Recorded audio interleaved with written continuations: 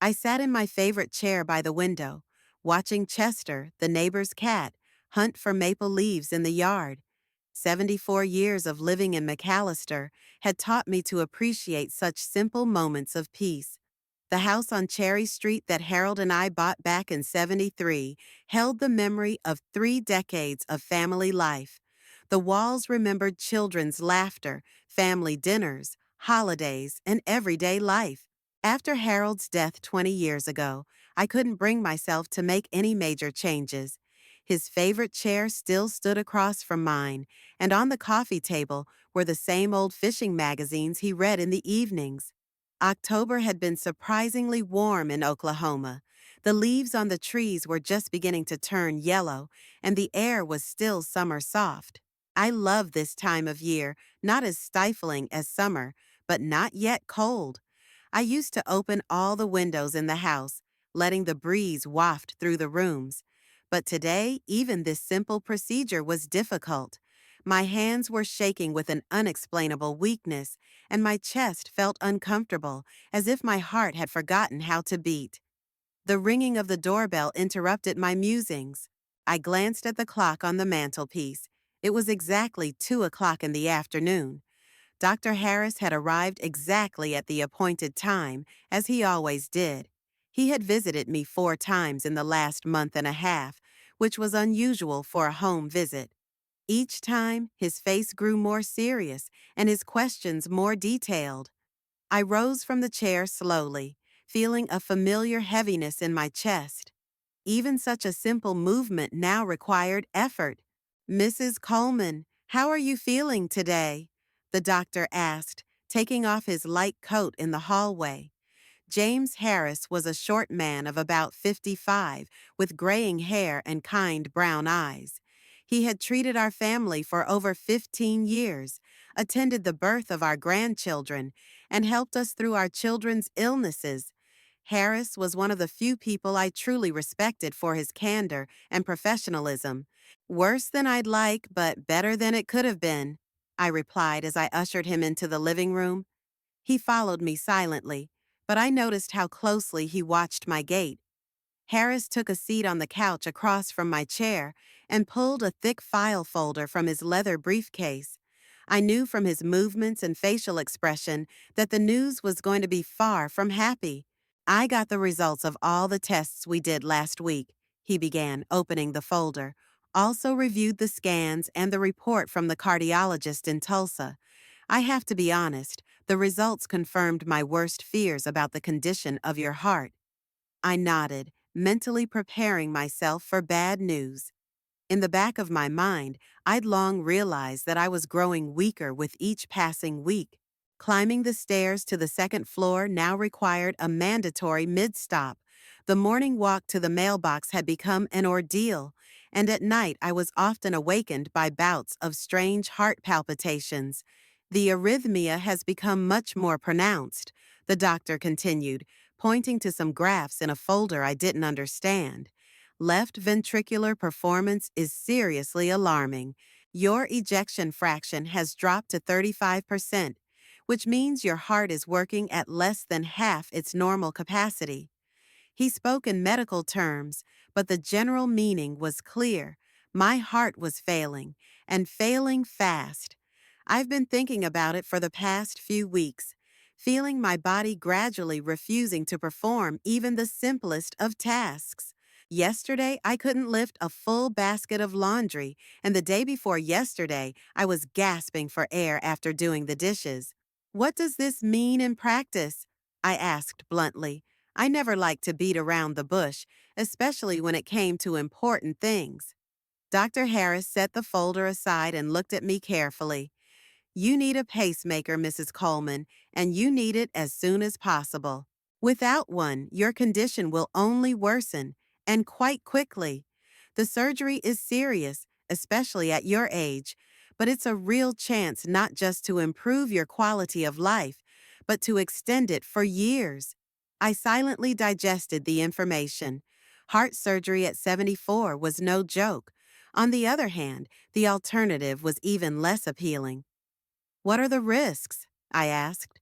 "In your case, The risks of surgery are substantially less than the risks of not having it, Harris replied. Of course, any heart surgery carries some risk, but the statistics for such operations are quite optimistic. Most patients return to normal life after having a pacemaker installed. And how much will it cost? I asked bluntly. Money had never been a topic I was shy about discussing. After Harold's death, I'd quickly learned to be practical about financial matters. A widow's pension and small savings required prudent planning. Dr. Harris hesitated for a moment, obviously choosing his words. The full cost of the surgery, including hospitalization, surgeon, anesthesiologist, and follow-up, will be approximately $14,000 to $15,000. Your insurance through the retiree program will cover about half that amount, but you'll have to pay extra for the rest. I nodded, quickly figuring it out in my mind. I had savings, the result of years of saving after paying off the mortgage on the house. I never spent money frivolously, preferring to save for a rainy day. Every month, a certain amount of money went into a savings account, along with the money from the sale of Harold's old car and a small inheritance from his mother. In all, we had about $18,000 saved up. Not a bad safety cushion by the standards of a pensioner from McAllister. We spent another 20 minutes discussing the details of the upcoming operation. Harris explained how the procedure would work, how long it would take to recover, what restrictions there would be afterward. I listened attentively, sometimes asking clarifying questions. Despite the seriousness of the situation, I felt quite calm. Perhaps years of life had taught me to take problems for granted and look for practical solutions. Just as we were finishing our conversation, I heard the sound of car doors in the yard. Through the living room window, I saw Lorna's familiar silver sedan that she had bought last year. My middle daughter was getting out of the car with her husband Russ, and both looked worried. Lorna was saying something quickly to Russ, waving her arms, and he was nodding and adjusting his tie. "Someone in the family?" Dr. Harris asked, noticing my gaze out the window. "The daughter and son-in-law. I sent Lorna a text this morning, said you'd be here today with the test results. Apparently decided to be supportive." A moment later, there was a vigorous knock on the door. I rose slowly, feeling my heart respond to the exercise with a rapid and uneven beat. "Mom, we came as soon as we got your message." Lorna practically burst into the house, barely waiting for me to open the door. She hugged me with ostentatious care, pulling me tightly against her. The hug lasted longer than usual, and there was something theatrical, ostentatious about it. Lorna had always been the most beautiful of my children. In her 42 years, she still looked attractive slim figure, neat haircut, skillfully applied makeup. But in recent years, something hard, calculating had appeared in her eyes. Maybe working at the bank had taken its toll on her character, or maybe I was just getting better at noticing things I'd previously preferred to ignore. Russ followed his wife, nodding to me and extending his hand to Dr. Harris. My son-in-law was an overweight man of about 45 with thinning hair and a good-natured face. He sold used cars on the outskirts of town and had a reputation as an honest, though not overly successful, dealer. Russ had never been particularly talkative, preferring to remain in the shadow of his more active wife. "Dr. Harris, how's Mom doing?" She wrote that the test results are serious and we have important matters to discuss. Lorna spoke quickly, nervously rubbing the strap of her expensive leather purse. I noticed that the purse was new, clearly not a cheap brand. The doctor patiently recounted the main points of our conversation without going into complicated medical details. Lorna listened with rapt attention, occasionally crying out, "Oh my God," and pressing her hand to her chest. Russ stood silently nearby, his usually calm face expressing genuine concern. "So surgery is necessary as soon as possible?" Lorna clarified when the doctor finished his explanation. "Ideally within the next 2 to 3 weeks," Harris confirmed. I've already contacted the heart surgeon in Tulsa. He'll be able to see Mrs. Coleman next week for a consultation. After the doctor left, the three of us stayed in the living room. Lorna fussily made tea in the kitchen, continuing to wail from there about my health and how worried she was. Russ, meanwhile, had settled into Harold's favorite chair, which annoyed me a little, though I remained silent. He was looking at the pictures on the mantelpiece, shaking his head occasionally. "Mom, listen to me carefully," Lorna announced, returning with a tray. She placed a cup of steaming tea in front of me and sat down on the edge of the couch.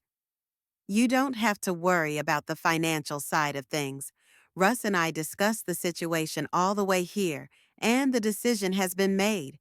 I looked at my daughter carefully, trying to figure out where she was going with this. Lorna had been a middle manager at the First National Bank of McAllister for over a decade. Russ owned a small car dealership on Highway 69. Their combined income was stable and allowed for a fairly comfortable life, but not high enough to easily spend $7,000 or $8,000 on my treatment. "We'll pay for the surgery in full," Lorna continued, taking my hand in hers. "Your health is more important than any money. You've spent your whole life taking care of us, sacrificing your needs for your family. Now it's our turn to take care of you." Russ nodded vigorously, supporting his wife. "Mrs. Coleman, Lorna is absolutely right. A family should help each other in times of need. There's no way we're going to let you worry about money when it comes to such a major surgery." "I have my own savings," I said carefully, studying their faces. "Of course, Mom, we know," Lorna quickly agreed. "But why spend your hard-earned money? It's your safety cushion, your contingency reserve. And the surgery is our family responsibility." There was something too insistent, too deliberate in their words. I'd known Lorna since birth and could read her like an open book. When she wanted something badly enough, her voice would take on a distinctive tone and her movements would become sharper. I could see those signs now. The next 3 days passed in thought and phone calls. I contacted Rayford in Tulsa and told him about my condition. My oldest son listened to me in silence, then sighed into the phone for a long time. He had promised to come down this weekend, but his job at a property management company didn't allow him to drop everything and rush over immediately. Dwayne, the youngest, reacted more emotionally, offering to take a vacation and stay with me until the surgery. I talked him out of it, explaining that I felt relatively normal for now. Lorna called me every night during those days, asking how I was feeling and reminding me of her offer to help with the money. On Thursday, she showed up at my house with a whole bag of medical pamphlets she'd borrowed from the bank from a coworker whose mother had undergone a similar surgery 2 years ago.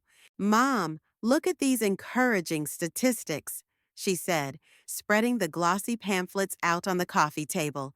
"97% success rate in patients your age, and the recovery period is only 3 to 4 weeks." I leafed through the pamphlets, reading the fine print. The information was indeed encouraging, but I was more interested in why Lorna was so actively pursuing this issue. She usually preferred to stay out of family issues, especially those related to medicine. "Mom, I want you to think seriously about our proposal," Lorna said, sitting down next to me on the couch. "Russ and I have been discussing the financial side of things. We have a line of credit at the bank, plus some savings. We can cover the entire cost of the surgery with no problem." "Lorna, honey, I have my own money." I repeated what I'd said several times before. 18,000 in an escrow account. That's more than enough." My daughter frowned for a moment, then smiled a little too broadly. "Of course it is, Mom, but think practically. That money is your only reserve. What if you need more procedures after the surgery, or medication, or help around the house? Better to keep your savings intact."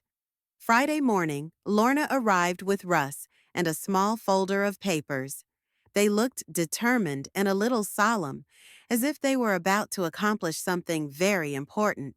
Mom, we've thought of everything, Lorna began, pulling some papers out of the folder. In order to pay all the medical bills quickly, we need access to your bank account. I brought a power of attorney that will allow me to conduct financial transactions on your behalf. I took the papers and began to scrutinize them. The legal language was difficult to understand, but the general meaning was clear. The power of attorney gave Lorna the authority to handle my accounts, withdraw and transfer money, and sign financial documents. Why do you need such broad powers? I asked, pointing to one of the clauses. If you want to pay for the operation out of your own funds, why do you need access to my money? Lorna exchanged a quick glance with Russ. You see, Mom? Hospital bills often come at the most unexpected times. Sometimes prepayment is required, sometimes extra charges for additional services. It'll be easier if I can settle things promptly without waiting for your authorization for every transaction. Russ nodded, supporting his wife's explanation. Mrs. Coleman, we understand your concerns, but modern medicine requires financial matters to be resolved quickly. Insurance companies, hospitals, doctors all work with strict payment terms. I continued to study the documents, feeling a growing unease. Something about this situation was wrong, but I couldn't pinpoint exactly what. Lorna and Russ seemed genuinely interested in my well-being. Their arguments sounded logical. Maybe I really am too suspicious. Mom, you trust us, don't you? Lorna asked softly, leaning toward me. We're your family. We would never hurt you. Those words finally convinced me to sign the power of attorney. How could I ever doubt my own daughter? Perhaps years of loneliness had made me overly cautious and mistrustful. I signed all the necessary pages, and Lorna immediately put the documents back in the folder. That's great, Mom. Now we'll be able to quickly deal with all the financial issues related to your treatment, she said as she kissed my cheek, and you'll be focused only on getting well. Monday morning, I drove to Tulsa for a consultation with a heart surgeon. Dwayne took the day off and came with me. Dr. Milton turned out to be a pleasant man in his 50s, with steady hands and a calm voice. He examined me thoroughly, went over all the tests and scans, and then explained the details of the upcoming surgery. The procedure will take about 3 hours, he told me, showing me a diagram on a clipboard. We will place a dual-chamber pacemaker under the left clavicle. The electrodes will be connected to the heart through a vein. After the surgery, you'll spend 2 to 3 days in the hospital under observation, and then you can go home. Dwayne asked practical questions about the recovery period, dietary restrictions, and physical activity. I listened carefully, trying to memorize all the important details.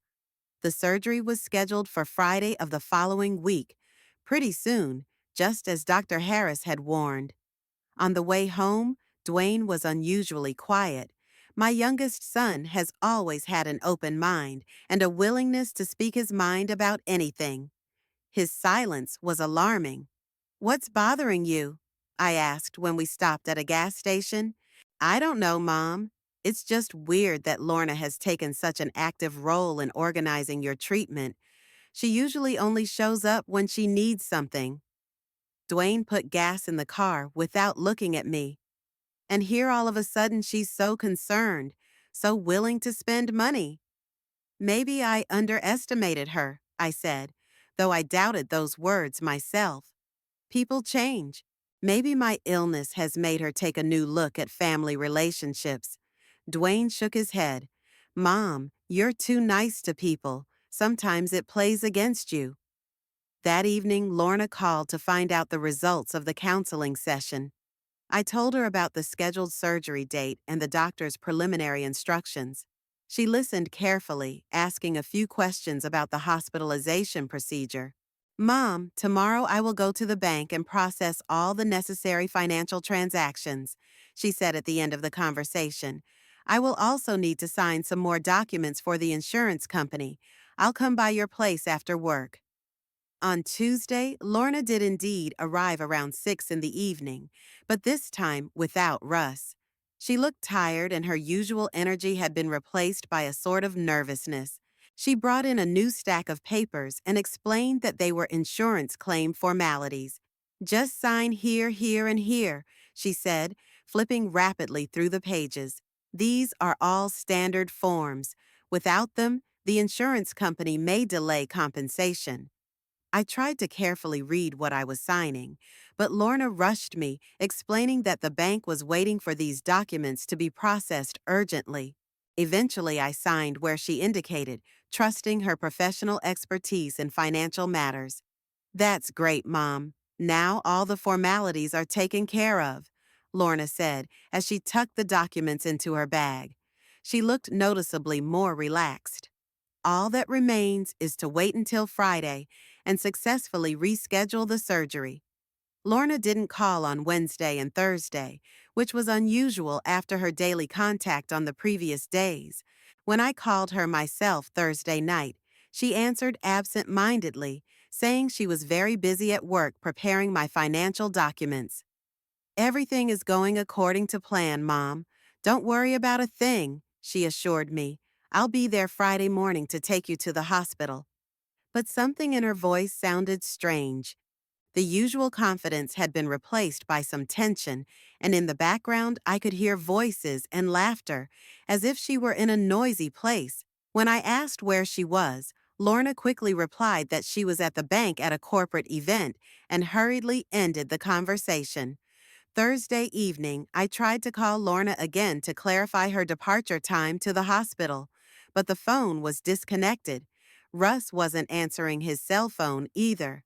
I left a few messages on their answering machines, but got no feedback. Anxiety was beginning to build. In all the years I'd known Lorna, I'd gotten used to her predictability in important matters. She could be selfish and calculating, but she never failed when she made specific commitments. Her sudden silence on the eve of my surgery seemed completely uncharacteristic. I went to bed late, checking several times to make sure the house phone was working properly. Sleep came with difficulty, and when I did fall asleep, I had disturbing dreams of hospital corridors and empty banking halls. When I woke up at about 3 in the morning from an arrhythmic attack, I lay in the dark for a long time, listening to the irregular rhythm of my heart and trying to understand what was causing me so much anxiety about my daughter's behavior. Friday morning began with rain. I woke up at 5 a.m. to the sound of droplets on the roof and realized I wasn't going to sleep again. The surgery was scheduled for 11, and Lorna was due at 8 to drive me to the hospital in Tulsa. I got up, showered, and dressed in comfortable clothes like Dr. Milton had recommended. A small bag of essentials had been by the door since the evening before. By 7 in the morning, I had eaten breakfast, drank my last cup of tea, and waited for Lorna to call. She usually called ahead of time to let me know she was coming, but the phone was silent. At 8:30, I tried to call her myself, but all I got was an answering machine. The same thing happened with Russ's cell phone. 8 a.m. passed with no sign of my daughter. I was starting to get nervous. Heart surgery requires a strict schedule, and the drive to Tulsa is an hour and a half. If Lorna didn't arrive soon, I'd have to call a cab or ask neighbors for help. At 8:45, I called Dwayne. My youngest son answered immediately, his voice sounding worried. "Mom, what's wrong? You're supposed to be on the road by now." "Lorna hasn't arrived and she hasn't called. I can't reach her," I explained the situation. "Damn it," Dwayne reprimanded, which was uncharacteristic of him. "Look, Mom, I'm on my way to your place right now. I'm taking you to the hospital myself. Dwayne, you have a job. Fuck work. I'll be at your place in half an hour." I hung up the phone, feeling a mixture of relief and growing anxiety. Where could Lorna be? Even with all her faults, she never failed in such serious matters. Could something unforeseen have happened? An accident? An illness? To distract myself from my anxious thoughts, I decided to check the balance in my bank account. The surgery required an upfront payment, and I wanted to make sure everything was in order with my finances. I turned on the old computer Rayford had given me years ago and logged onto the bank's website. What I saw on the screen made me freeze. The balance of the deposit account showed $0.00.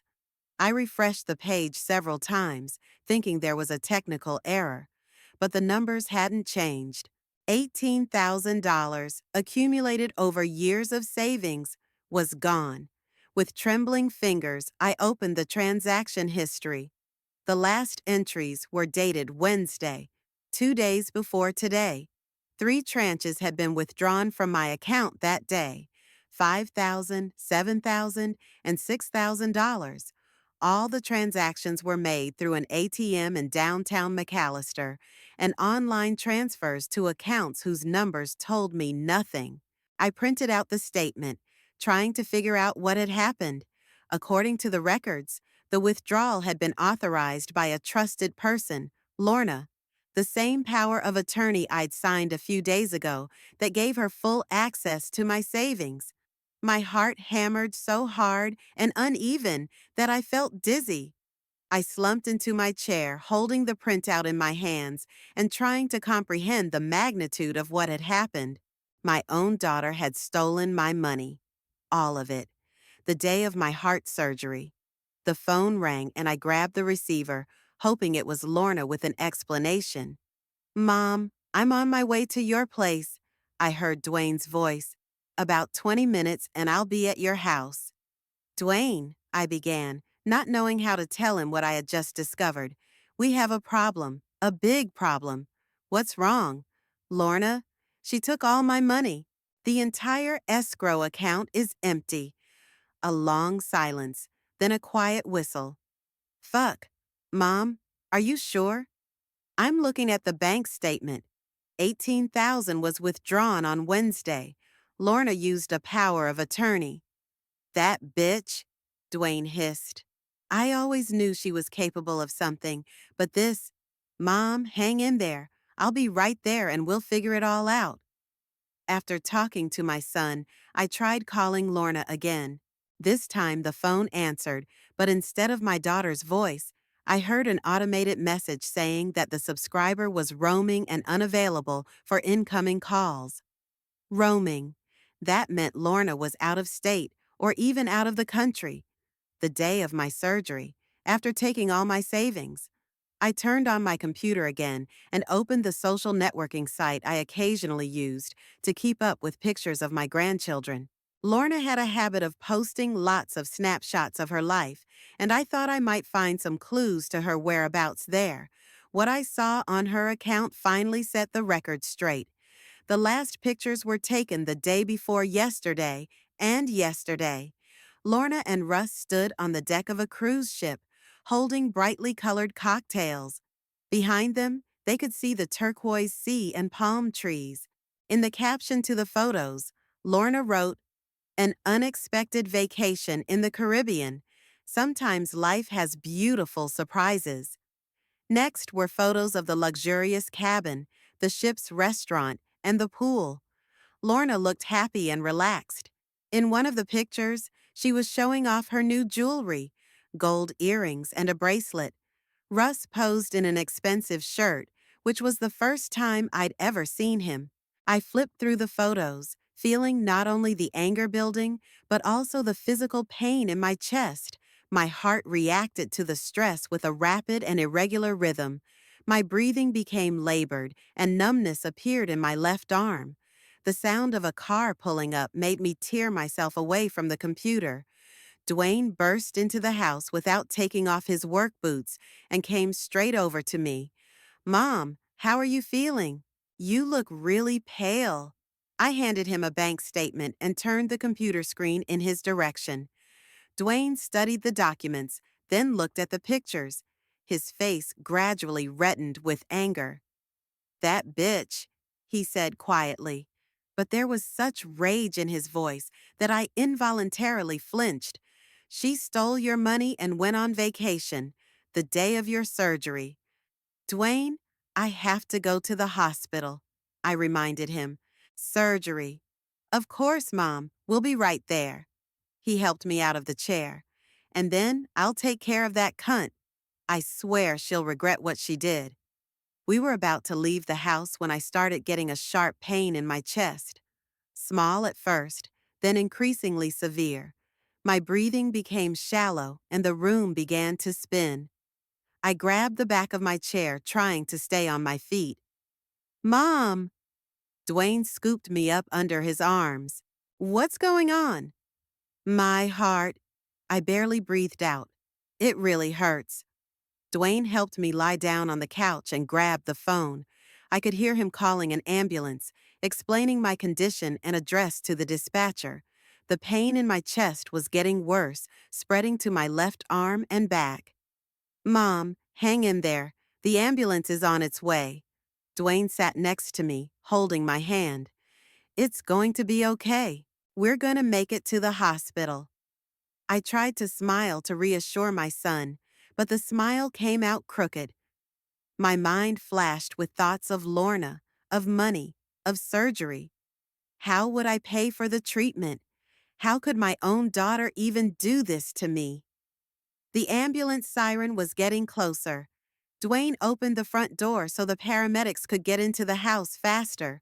The pain had subsided a little, but my breathing was still labored.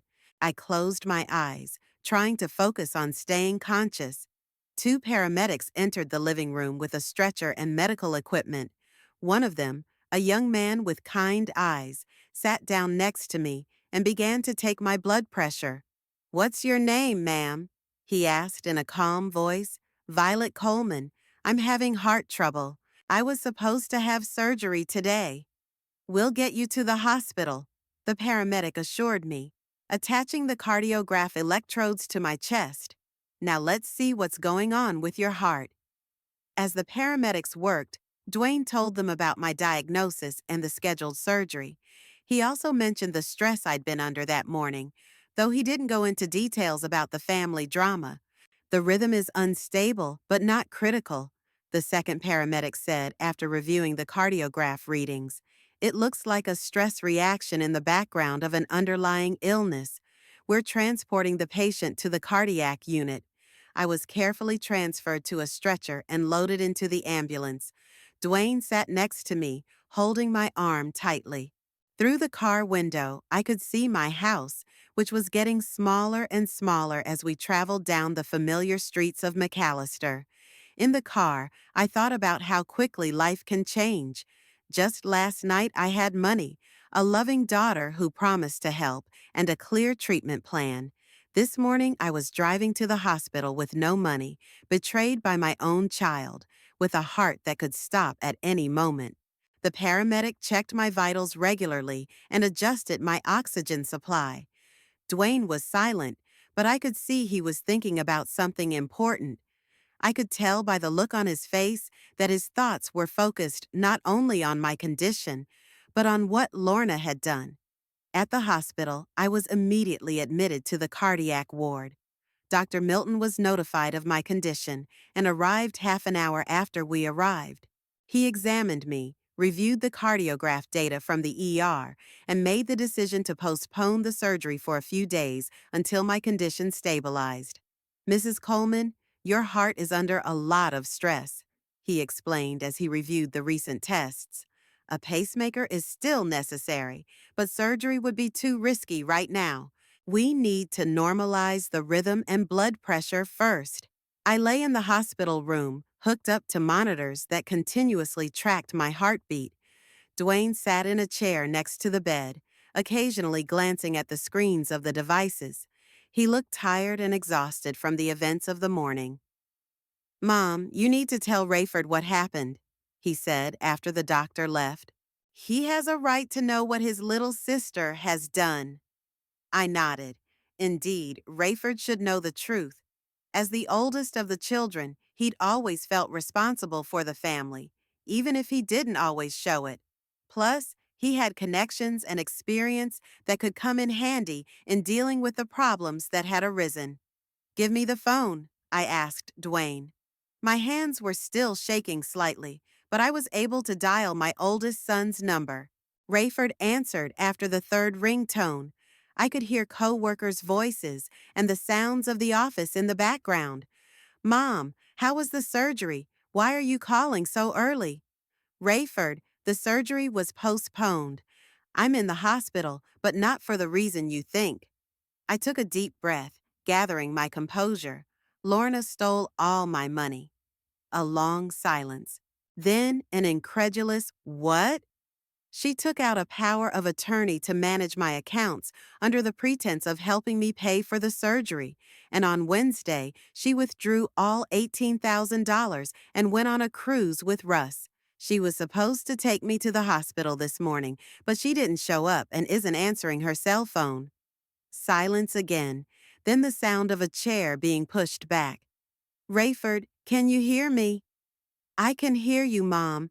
It's just, I'm trying to realize the magnitude of what you're saying. Her son's voice sounded strained. Are you sure of these facts? Could there have been some kind of misunderstanding? I'm holding a bank statement in my hand. The account is empty. And on social media, Lorna posts pictures from a ship in the Caribbean. She's buying jewelry and expensive clothes with my money while I lie in the hospital without funds for surgery. Rayford swore so foully that I involuntarily cringed. Normally, he was a reserved man, controlling his emotions. To hear him use such language meant he was truly infuriated.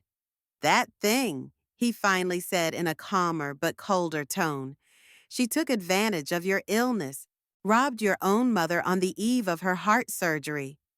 Rayford, the important thing now is to sort out the payment for the treatment. The doctors say the surgery can be delayed a week at most. Mom, don't worry about money. I have a line of credit plus savings. I'll cover all the expenses. His voice became more businesslike. But I'll deal with Lorna separately. She thinks she can rob a family with impunity? Very wrong. There was something sinister in Rayford's tone that made me wary. My eldest son had never been a vindictive person, but when he was really hurt, he knew how to act tough and effective. Rayford, please don't do anything rash. Lorna is your sister after all. After what she did, I don't have a sister named Lorna, he replied coldly. Mom, I'm settling things at the office right now, and I'm on my way to see you. I'll be at the hospital in 3 hours. After talking to Rayford, I felt a strange mixture of relief and anxiety. Relief that the financial problems would be resolved, and anxiety over my eldest son's intentions for Lorna. I knew Rayford well enough to know that when he used that tone, the consequences were serious. Dwayne, meanwhile, was on the phone with one of his co-workers, explaining that he wouldn't be able to come into work because of a family situation. His boss, judging from the one-sided conversation, was sympathetic to the request. Mom, do you want me to try contacting the cruise company? Dwayne suggested, ending the call. Might be able to find out exactly what ship they're sailing on. What would that do? I don't know. Maybe at least get them to cut their vacation short and go back to being responsible for their actions. I shook my head. We'll leave it at that for now. Let Rayford decide how to proceed. He has more experience in such matters. The next 2 hours passed in suspense. The nurses checked my vitals regularly, adjusting my IVs and giving me medication to stabilize my heart rate. I felt better physically, but the emotional turmoil of betraying my daughter was still there.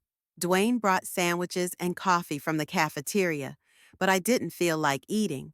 Instead, I lay staring out the window at the gray sky over Tulsa and thought about how I could have been so wrong about my own child's character. Lorna had always been selfish, but I'd chalked it up to being young and spoiled. Now I realized that her selfishness had turned into outright cruelty. Around 4 o'clock in the afternoon, Rayford appeared in the room. My oldest son looked formal in his business suit, but his face was grim. He hugged me gently, trying not to snag the wires of the monitors, and then shook Dwayne's hand. How are you feeling, Mom? Better than this morning. The doctors say they can do the surgery in a couple days. Rayford nodded, then pulled a file folder from his briefcase. I've already contacted the hospital's finance department. All bills will be paid tomorrow morning. Also made arrangements with Dr. Milton for additional consultations. Thank you, son. What about Lorna? Rayford's face grew even more stern. I spent the drive here gathering information. You know, I have banking connections through work. Turns out our dear sister withdrew money from more than just your account. Dwayne was wary. What do you mean? She also took out a $15,000 loan against her house, plus maxed out her credit cards. In total, they spent about $40,000 on this cruise. I add, 40,000? But why so much? Presidential cabin for 2 weeks, luxury restaurants, excursions, shopping. Rayford listed. They decided to live like millionaires at someone else's expense. Dwayne shook his head. So she planned it in advance, took out loans, got power of attorney from her mom, and then disappeared. Exactly, Rayford confirmed. It's not a spontaneous decision. She's been preparing for this for at least a few weeks. The ship tickets were bought a month ago. I lay there, trying to realize the extent of the deception. It turns out Lorna had planned to steal my money before she even knew I needed surgery. My illness had simply provided her with a convenient excuse to get power of attorney. What can we do? I asked. Rayford sat in the chair next to the bed, folded his hands in his lap. Legally, file a police report for fraud and theft. We have all the documents to prove abuse of power of attorney, but the legal process will take months, and it'll be hard to get the money back. And non-legally? Dwayne inquired. Rayford smiled slowly, but the smile was completely devoid of warmth. Non-legally, I have more interesting ideas. Lorna thinks she can hide out on a ship and wait it out until things settle down. But ships go back to port, and I have the time and resources to prepare a warm welcome for her. Rayford, I don't want a family war, I said carefully. Mother, the war has already begun. Lorna declared it first when she decided to steal from her sick mother. He leaned toward me. You've been too soft on us all your life, forgiving our mistakes, turning a blind eye to our shortcomings. But there are some things you can't forgive. Dwayne nodded, agreeing with his brother. Mom, if we let this go without consequences, Lorna will think she can do whatever she wants with the family. Who knows what she's capable of next time? I understood my son's logic, but my motherly heart clenched at the thought of the family finally falling apart. On the other hand, after this morning, I was no longer sure we had a real family at all. Maybe it was just an illusion I'd maintained over the years. A nurse came into the room with the evening meds. She checked the readings on the monitors and nodded approvingly. The rhythm is stabilizing, Mrs. Coleman. If the momentum continues, Dr. Milton will set a new surgery date tomorrow. After the nurse left, we talked about practical matters for a while longer. Rayford was planning to stay in Tulsa for a few days to be around during the surgery. Dwayne was taking a vacation as well. Both sons showed a caring and attentive demeanor that contrasted sharply with Lorna's behavior. When evening came and the hospital was preparing for the night shift, the sons got ready to leave. Rayford leaned over and kissed my forehead. Mom, focus on getting well. The rest is my concern. Rayford, promise me you won't do anything illegal. I promise, he replied, but the cold light of determination still burned in his eyes. Dwayne said goodbye as well, promising to come back early in the morning. Left alone, I lay awake for a long time, listening to the beeping of the monitors and thinking about how quickly one's perception of the people one considers close can change. The surgery was a success. Dr. Milton installed the pacemaker on Tuesday morning, and by evening I was feeling noticeably better. It was strange to realize that I now had a small electronic device in my chest that would control the rhythm of my heart for the rest of my life. But for the first time in months, I could breathe freely without gasping for air from the slightest exertion. Rayford practically never left the hospital the entire time I was being treated. He took time off from work and rented a hotel room near the hospital so he could be near me all the time. Dwayne also came every day after work. My son's concern was touching, especially in the face of my daughter's betrayal. On Wednesday, when the doctors allowed me to sit up and walk around the room a little, Rayford brought his laptop and settled into the chair next to my bed. On the screen was open some kind of spreadsheet with multiple entries and links. Mom, I want to show you what I've been doing the last few days, he said, turning the screen in my direction. I've been researching all the information available about Lorne and Russ, their financial situation, their jobs, their social connections. What I've discovered explains a lot. I put on my glasses and began to study what my son was showing me. Rayford methodically explained each section of his research. It turned out that Lorna and Russ had been living beyond their means for over a year. They had accumulated loans totaling nearly $30,000, not counting the mortgage. Look at these purchases, Rayford said, showing the social media posts. New car, expensive furniture, jewelry, restaurants. They were spending money they didn't have, and sooner or later it was bound to lead to collapse. I looked at the photos from Lorna's account, dating back to the last few months. Indeed, there was a whole gallery of displays of wealth, new outfits, dinners at expensive restaurants, jewelry, and all the while she was complaining to me about financial difficulties and asking me not to spend money on gifts for her grandchildren. But that's not the most interesting part. Rayford continued, switching to another tab. I found out that the cruise tickets were purchased a month ago, long before you got sick. That means the plan to steal your money was ripe in her mind for a long time. Your operation just provided a convenient excuse. That information hit me harder than any previous revelation. Lorna was planning to rob her own mother in cold blood, and my illness was just a coincidence. No spontaneity, no emotional impulses, just the calculated use of a mother's trust. Rayford, what do you plan to do with this information? I asked, though I could already guess from the look on his face that he had specific intentions. My son closed the laptop and looked me in the eye. Mom, they think they can have some quiet fun on the ship while you recover from your surgery. They expect to come back and somehow cover up the scandal, maybe even convince you not to file a police report. So, and I'm going to make sure they're in for some very unpleasant surprises when they return. Rayford's voice sounded calm, but you could hear the steely determination in it. You know, Mother, I've been working with people for years, and I've realized one thing. To types like Lorna and Russ, public opinion is more important than any money. They live in a small town where reputation is everything. I nodded, understanding the logic of his reasoning. Indeed, in McAllister, everyone knows each other, and scandals spread quickly. Losing the respect of neighbors and colleagues would be a hard blow to them. What exactly are you up to? Rayford pulled a thick folder of printouts from his briefcase. I've compiled a detailed dossier on each of them. Lorna's been with the bank for 11 years and has an excellent reputation among coworkers and customers. Russ owns a car dealership. His business depends on the trust of his partners and customers. He showed me a list of names and contacts.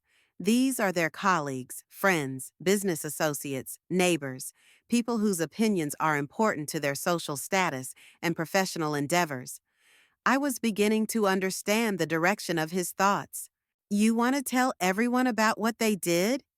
Exactly. But not just tell, but do it right, with documentation, with references to the facts. Rayford opened a folder and showed me copies of bank records, social media printouts, photos from the cruise. I have all the evidence of their crime. Dwayne came to visit me on Thursday and caught us discussing Rayford's plans. My youngest son listened intently, occasionally asking clarifying questions. Brother, are you sure this is going to work? He asked finally. Absolutely, Rayford replied. I've studied their lives up close and personal. They depend entirely on their reputations. Lorna dreams of a promotion at the bank. Russ wants to expand the business. Any doubts about their integrity will ruin those plans. Dwayne nodded. What about the legal ramifications? Mom could file a police report after all. Of course we can, Rayford agreed.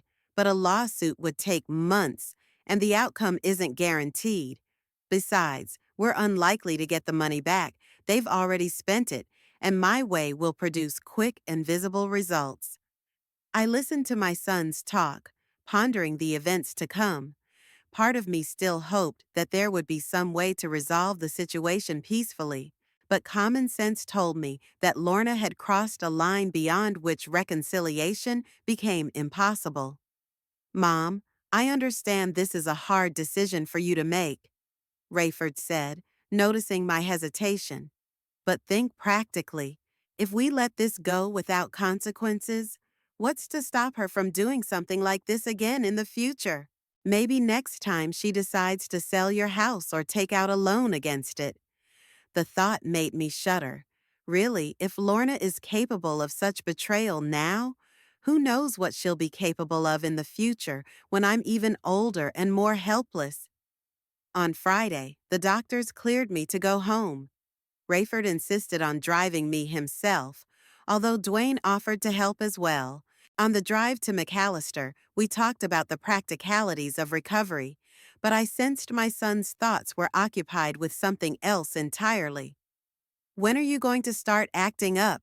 I asked as we pulled up in front of my house. Monday, Rayford replied.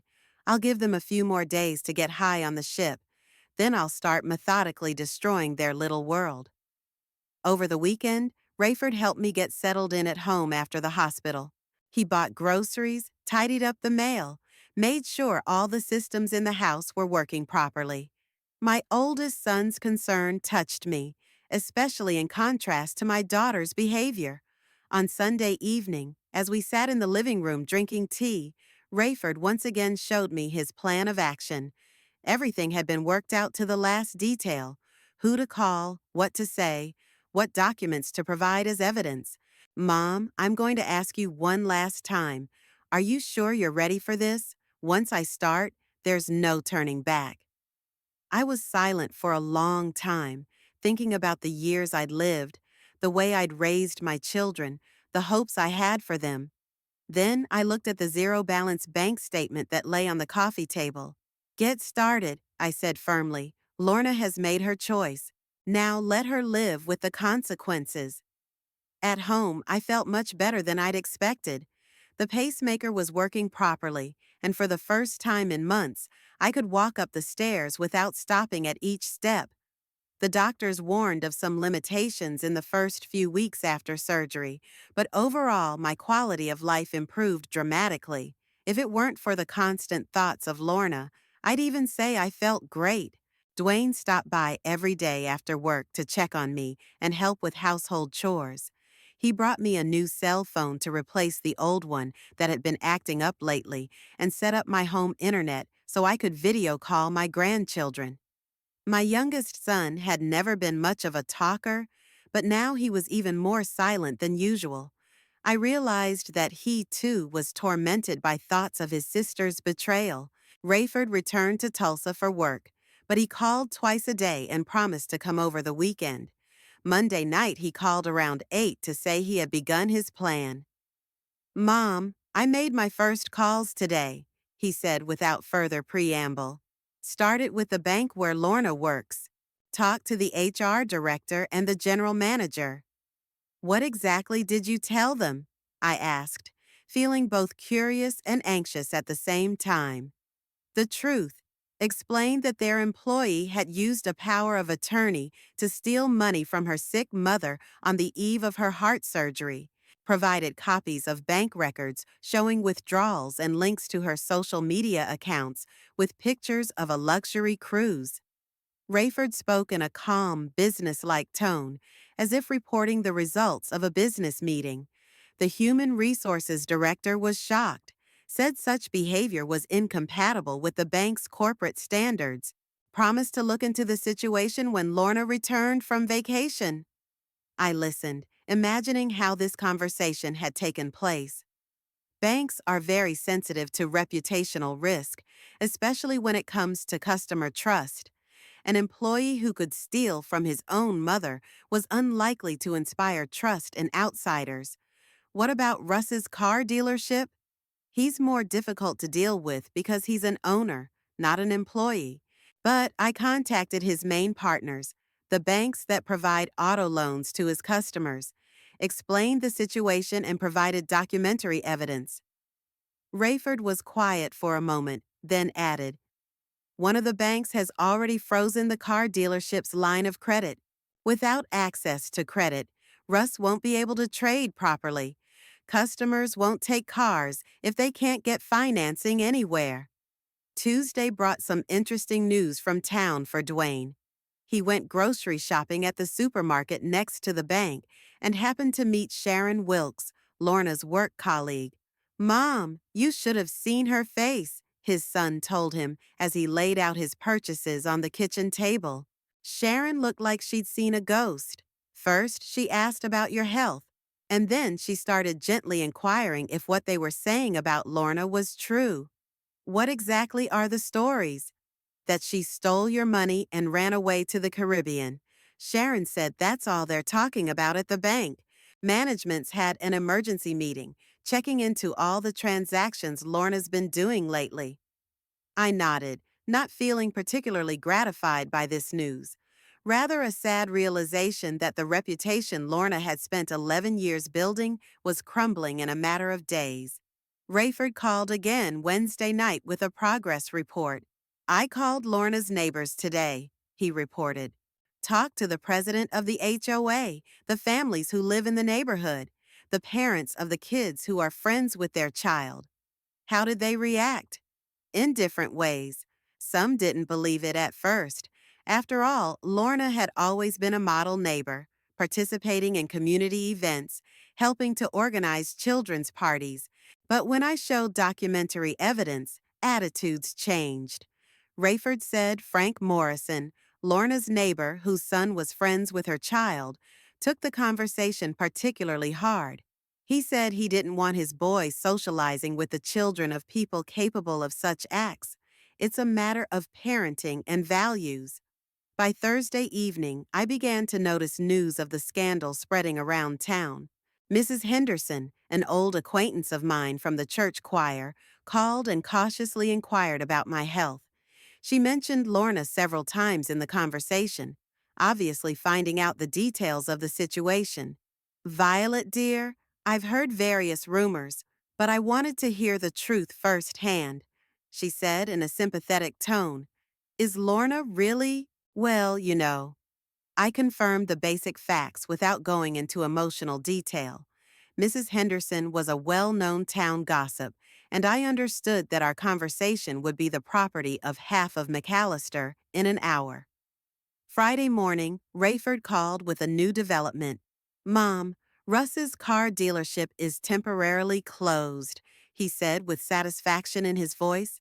I drove by this morning. There's a closed for technical reasons sign on the gate. And last night I saw people from the bank coming there, probably picking up cars bought on credit. That meant Russ's financial partners began demanding early repayment of debts. Without the ability to trade, the car dealership would quickly become a loss-making enterprise. What about Lorna's bank? The situation there is even more interesting. I've learned from my sources that management has decided to conduct a full audit of all the transactions she's conducted over the past year. They're looking for other possible irregularities. On Saturday, Rayford came to my house and brought me an update. He looked tired but pleased with his results for the week. Mom, I think the first phase can be considered complete, he said, settling into a chair with a cup of coffee. Information about Lorna and Russ's deed has spread in all the important circles: the bank, the car dealership partners, neighbors, friends. Everyone knows the truth. He pulled out a tablet and showed me a local social media group where McAllister residents were discussing city news. Lorna's topic was one of the most popular. People were expressing outrage, sharing their opinions on this behavior, some recalling their own experiences with her. "Look what Betty Clark writes," Rayford pointed to one of the comments. She recalls Lorna borrowing $200 from her 6 months ago and still hasn't paid it back, now realizes she won't see the money. I read the comments with a sense of deep sadness. Some people defended Lorna, saying we shouldn't judge based on rumors, but most expressed shock and disappointment. It was especially painful to read messages from people who thought my daughter was a good person and role model. "Rayford, do you think she knows what's going on yet?" "I doubt it. The internet on the ship is expensive and doesn't work well. They're probably enjoying their vacation and have no idea of the disaster that awaits them." Sunday night, I got a call from Martha Simpson, Lorna's neighbor. She spoke in an excited whisper, as if she was afraid someone might overhear the conversation. "Mrs. Coleman, I don't know if I'm doing the right thing, but I feel I have to tell you," she began. "The police came to Lorna's house yesterday. 2 officers toured the property, looked in the mailbox. The neighbors say someone filed a theft report." I thanked Martha for the information, though the news came as no surprise. Apparently, one of Russ's bank employees or partners had decided to bring the matter to a formal investigation. That same evening, Rayford called. "Mom, I heard about the police. I wasn't the one who filed the report. I guess the bank decided to reinsure itself and officially report fraud on the part of its employee." "What does that mean?" "When Lorna and Russ get back, they'll not only have a ruined reputation waiting for them, but an official investigation. At best, they'll have to return all the money and face administrative charges. At worst, criminal charges." I lay awake for a long time that night, thinking about how quickly a person's life can change. A week ago, Lorna had been a respectable bank teller with a good reputation in town. Today, she was the subject of a police investigation and town gossip, but I felt no pity for my daughter. Every time doubt began to creep into my soul, I thought back to the morning of the operation when I found an empty bank account and pictures from the luxury cruise. Lorna had made her choice, knowing what she was getting into. Now it was time to pay for that choice. On Monday morning of the second week after Rayford's surgery began, I awoke to a phone call. It was only 7 in the morning on the clock, which was unusual for calls from sons. Rayford usually contacted me in the evening, while Dwayne preferred to stop by in person after work. "Mom, they're back," Rayford's voice reported without preamble. "Late last night, Lorna's neighbor saw the cab bring them back from the airport." I sat up on the bed, finally waking up. 2 weeks had gone by quickly, and I had almost forgotten that the cruise was supposed to end these days. During that time, I'd gotten used to a quiet life without the constant thoughts of my daughter and her betrayal. How did they look? Tanned and content, from the description. Unloaded a lot of suitcases and shopping bags from the cab. Apparently well spent on shopping. There was a grim satisfaction in Rayford's voice. I understood his feelings. It was good to know that the people who had hurt your family would soon get what they deserved. And what's in store for them today? Lorna has to go to work at the bank. Russ is probably going to go check out his car dealership. I think they'll realize by tonight that the world has changed. After talking to Rayford, I couldn't go about my normal business in peace. All day I thought about what was going on at the bank and at Russ's car dealership. I imagined Lorna walking into a familiar office and slowly realizing something was wrong. Dwayne arrived around 6 in the evening with the news. "Mom, this is all the town is talking about." he said, without even taking off his jacket. On my lunch break, I went into a cafe next to the bank. Several bank employees were sitting there discussing the morning's events. What exactly happened? Dwayne sat down across from me, his face expressing a mixture of surprise and satisfaction. Lorna came into work as usual at 9 in the morning. Half an hour later, she was called in to see the principal. The conversation lasted about an hour, then she left the office with tears in her eyes. He said that after the meeting with management, Lorna was asked to collect her personal belongings and leave the building. Security escorted her to the exit, a humiliating procedure for someone who had worked at the bank for 11 years. What about Russ? It's even worse there. When he arrived at the car dealership this morning, he found the locks had been changed. There was a notice hanging on the gate from the bank about a forfeiture for non-payment of loans. Dwayne explained that in the 2 weeks Russ had been away, unpaid bills and late payments had piled up. The partners, upon learning of the scandal, demanded immediate payment of all debts. Since Russ did not have the money for this, the banks began the procedure of seizing collateral. So they lost both their jobs and their business in one day? Exactly. And they're also facing a meeting with the police. I hear the investigator wants to question them tomorrow. That evening of the same day, the phone rang. I glanced at the caller ID and saw Lorna's name. My heart jumped, but I forced myself to answer it. Mom? My daughter's voice sounded confused and scared. Mom, what's going on? Why did I get fired? Why is everyone saying such horrible things? I was silent, not knowing what to say. Part of me wanted to yell at her, to vent all the pain and frustration. The other part still felt maternal pity for my daughter's confused voice. Mom, please say something. I don't understand what's going on. Lorna, you know exactly what's going on, I finally said. You stole my money and ran off on a cruise, leaving me to die alone. But Mom, I wanted to help. The money was spent on family needs. The lie in her words was so obvious that I even laughed. Lorna, I've seen the pictures of the ship, the presidential suite, the restaurants, the jewelry you bought with my money. What family needs? A long silence, then a sob. Mom, I can explain. Can I come over? I need to talk to you. No, I said firmly. I don't need your explanations, and I don't need your visits.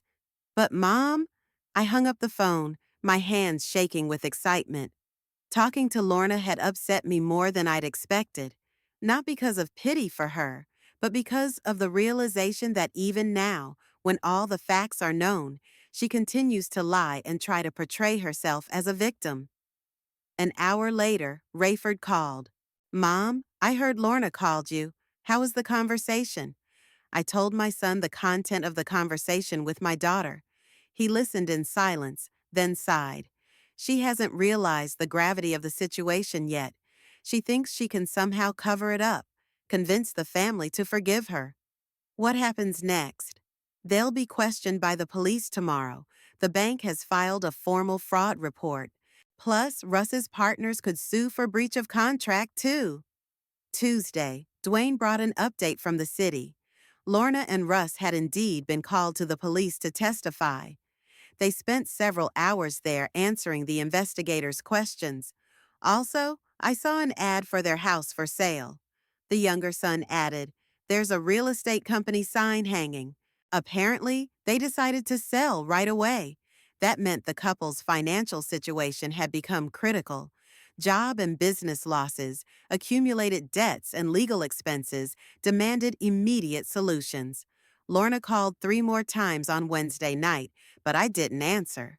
The voicemails she left became increasingly desperate. In the first, she asked for a meeting to explain.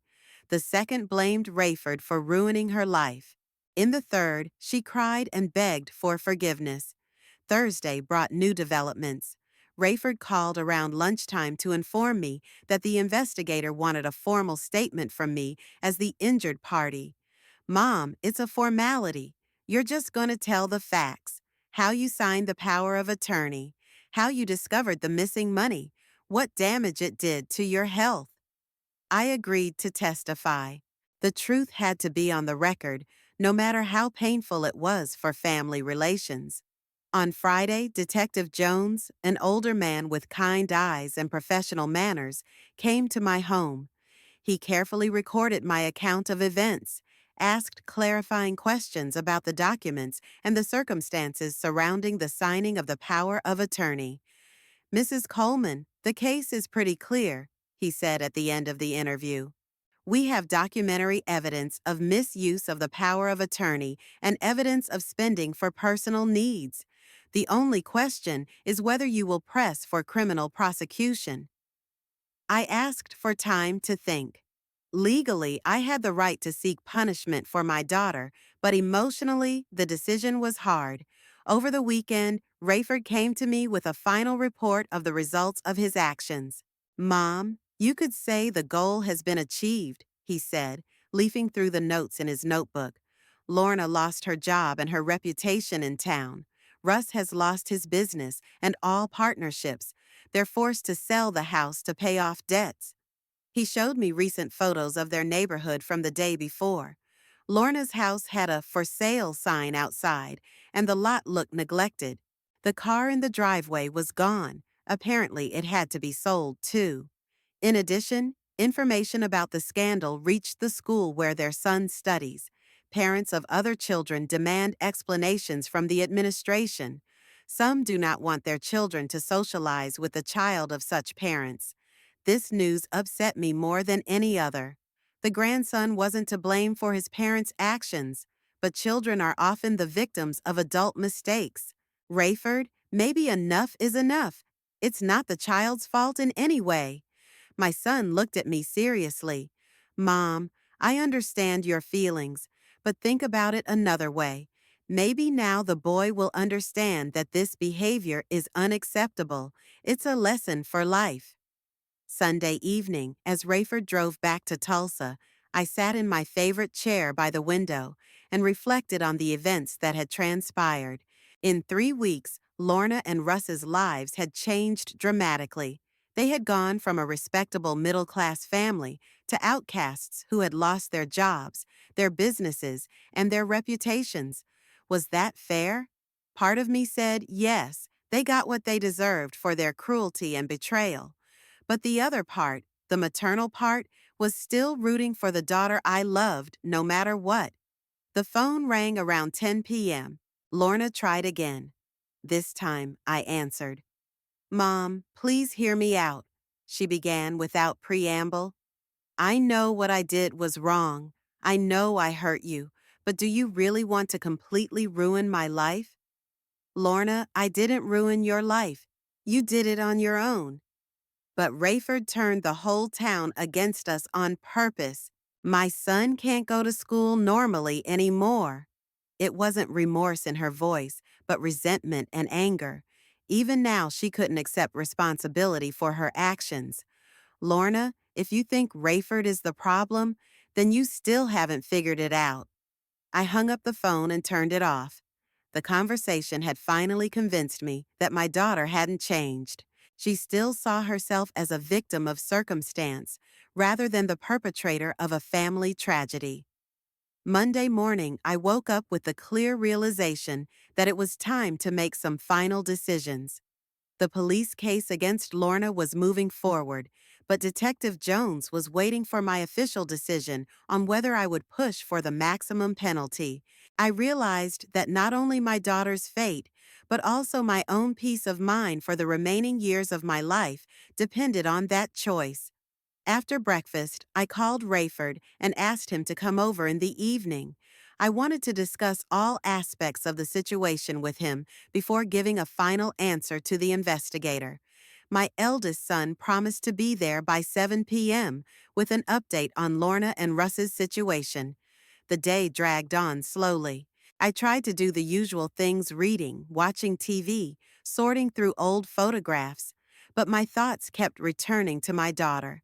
In a box of family photos, I found a lot of pictures of little Lorna, a sweet little girl with curly hair and mischievous eyes. It was hard to believe that child had grown into a person capable of such cruelty. About 3 in the afternoon, there was a knock at the door. I went to the window and saw the familiar figure of Lorna on the porch.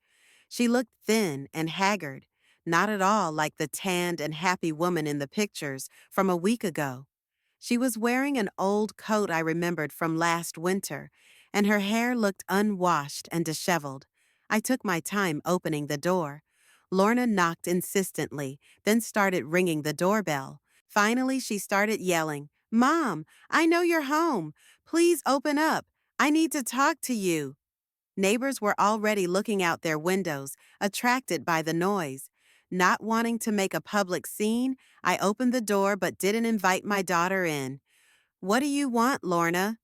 She looked even worse up close. Her eyes were red from crying, and her face bore the marks of sleepless nights. Her clothes were crumpled, as if she'd slept in them for days on end. "Mom, can I come in? It's cold outside and people are watching." I hesitated, but maternal instinct took over. As angry as I was at my daughter, seeing her in this state was painful. I stepped back, allowing her to enter the hallway, but didn't go any further into the house. "Say what you wanted to say." Lorna took off her coat with trembling hands. Underneath was a crumpled blouse that had once cost a fortune, but now looked pathetic. She sank down into a chair in the hallway, as if she didn't have the strength to stand. "Mom, I've come to apologize. I know what I did was awful. I know I hurt you, but please give me a chance to make it right." I stared at her in silence, waiting for her to continue. There was a familiar note in Lorna's voice, the same one she'd used as a child when she'd gotten into trouble and tried to get away with it. "Mom, I'll pay you back all the money, every dime. I'll get a job, pay back the debt in installments.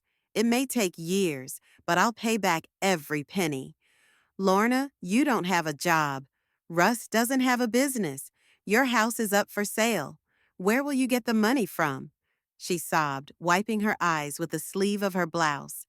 "I'll find something. I'll go to work as a cashier, waitress, cleaning lady. It doesn't matter. The important thing is that I'm ready to fix my mistake." "Mistake?" I interjected. "Lorna, you planned this theft in advance. You bought cruise tickets a month before I got sick. That's not a mistake. That's a crime." My daughter's face became defensive. "I didn't plan to steal. The cruise was a long-time dream. We'd been saving up for it for a long time. And when you got sick, I thought I could combine helping you with our vacation." The lie was so obvious that I didn't even bother to argue. Instead, I asked, "And how exactly were you going to help me by spending my money on a luxury cabin and restaurants?" Lorna was silent, realizing she'd cornered herself with her own words. Then she tried a different approach. "Mom, I know you're angry. You have every right to be. But think of your grandson. He's suffering because of my actions. Kids at school tease him. Teachers look at him with judgment. Do you really want a child to pay for the mistakes of adults?" That argument hit a nerve, and Lorna noticed. She leaned forward, a familiar predatory glint in her eyes. "Mom, the boy loves his grandmother. He keeps asking why we don't visit you anymore. What am I supposed to answer him? That his grandmother has abandoned her own family?" "Tell him the truth," I replied firmly. "That his mother stole money from his sick grandmother and spent it on entertainment." Lorna recoiled like a slap in the face. "You can't be so cruel. He's a child." "You were cruel when you left me for dead with no money for surgery.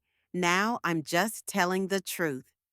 At that moment, the phone rang in the house. I apologized and went to answer it, leaving Lorna in the hallway. It was Dwayne calling, wanting to know how I was doing and letting me know that he was going to be late for work and would be arriving later than usual. "Mom, is it true that Lorna came to see you? Martha Simpson called my wife saying she saw her car outside your house." "Yeah, she's here, trying to convince me to forgive her." "What are you going to do?" "I don't know yet. We'll talk tonight. When I returned to the hallway, Lorna was standing at the mirror, trying to clean herself up. She fixed her hair and wiped a trail of tears from her face, as if she was preparing for another round of negotiations. Mom, I realize you can't forgive me right away, but maybe we could start small. Will you let me call you once in a while? Or visit you once a month? I shook my head. Lorna, you still don't realize what happened. You betrayed not only me, but all the principles on which a family is built. Trust, caring, mutual support. You trampled it all for your own pleasure. But I'm your daughter. The blood bond can't just disappear. A blood bond is biology, and family is a relationship based on love and respect. You destroyed that relationship with your own hands. Lorna began to cry again, but now the tears seemed more genuine. Mom, I made a mistake, a huge, terrible mistake. But can one mistake really redefine our whole life together? It's not one mistake, Lorna. It's the result of who you've become. Selfish, greedy, deceitful. You think only of yourself, using people to accomplish your goals. I sat down in the chair across from my daughter, looking her straight in the eye. When you were 6 years old, you stole candy from the store. I made you go back and apologize to the clerk. Thought the lesson had been learned, but you just learned how to steal in a more sophisticated way. Lorna looked shocked by this comparison. You're seriously comparing a childish prank to stealing $18,000 from a dying mother? Yes, I am, because the principle is the same. You take someone else's when you feel like it. We sat in silence for a few minutes. Lorna was crying or trying to say something, but the words wouldn't come. Finally, she asked in a quiet voice, So now what? Do you really never want to see me again? Lorna, I'm going to give you some advice. The last one of our lives. Stop looking for someone to blame for what's happening to you. Stop feeling sorry for yourself and putting the blame on others. Take the blame, fix your life, raise your son right. Maybe then you'll have a chance to be a person you can respect. And if I change, if I prove I'm capable of being different, I stood up from my chair, showing that the conversation was over. Lorna, I'm 74 years old. I don't have a lot of time to waste on people who hurt me. I want to spend the rest of my life surrounded by those who truly love me. Lorna rose as well, putting on her coat with trembling hands. At the door, she turned around and said, Mom, I'm still going to try to be a better person, not for you, but for my son. Maybe someday you'll realize that people can change. Maybe, I agreed, but it won't be any of my business anymore. After she left, I sat in the living room for a long time, mulling over the conversation. Part of me felt relieved that everything had been said straight and honestly. The other part was grieving the final breakup with my daughter. Around 7 in the evening, Rayford arrived. He looked tired after the long drive from Tulsa, but content. He had a file folder in his hands. Mom, how did the conversation with Lorna go? I told my son about my daughter's visit and our conversation. He listened attentively, occasionally shaking his head. She still doesn't realize what she did, still trying to paint herself as a victim of circumstance. And what's in your folder? Rayford opened the documents and spread them out on the coffee table. The final results of our operation. Would you like to hear the details? I nodded, preparing myself for more unpleasant details about my daughter's fate. Not only did the bank fire Lorna, but they've filed a civil suit for reputational damage. They're seeking $50,000 in compensation. Rayford showed me a copy of the court document. In addition, 3 of Russ's former clients have filed lawsuits alleging fraud in car sales. It turns out he concealed defects in the cars and inflated the prices. Is that true? Most likely, yes. When a man's reputation crumbles, people start remembering all his sins. Russ apparently wasn't always honest in business. The next document concerned their house. They are trying to sell the property, but there are no buyers. Too much negative information about the owners has spread around town. Rayford pulled out the last piece of paper. And this is the most interesting one. The investigator is recommending criminal prosecution under fraud by confidence. If the court finds them guilty, they could face up to 5 years in prison. I stared at the documents, feeling a strange emptiness instead of the expected satisfaction. Rayford, be honest, are you happy with the outcome? My son set the papers aside and looked me in the eye. Mom, I'm satisfied that justice has been served.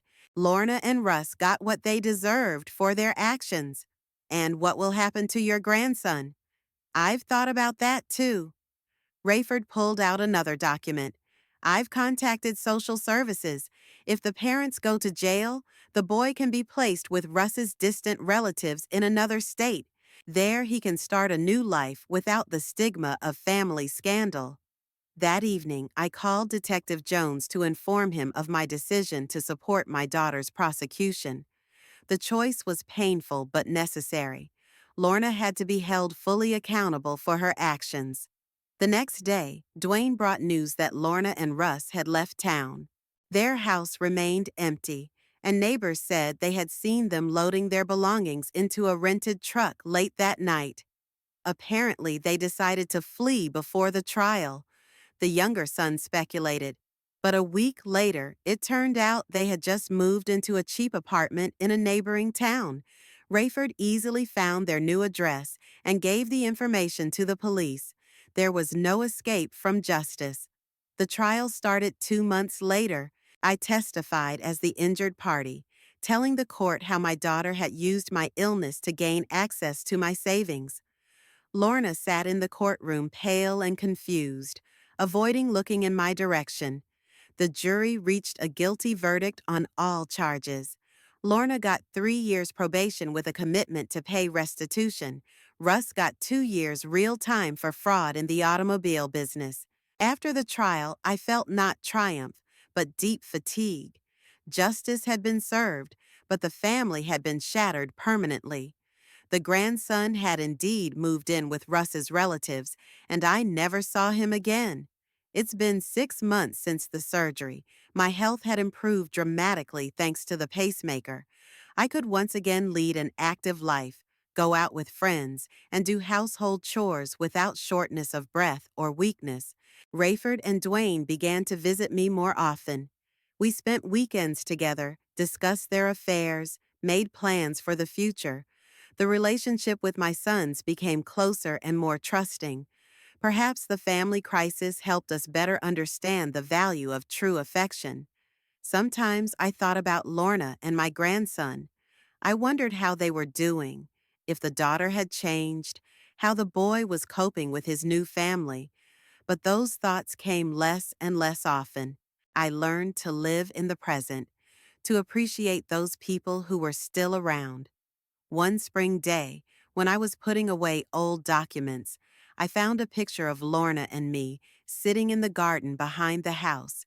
She was about 10 years old, smiling against my shoulder. On the back in childish handwriting was written, "My favorite mom." I stared at the picture for a long time, then carefully put it away in the far drawer of my desk. The past should stay in the past. I had a new life, a quiet, honest life, surrounded by people who really valued me.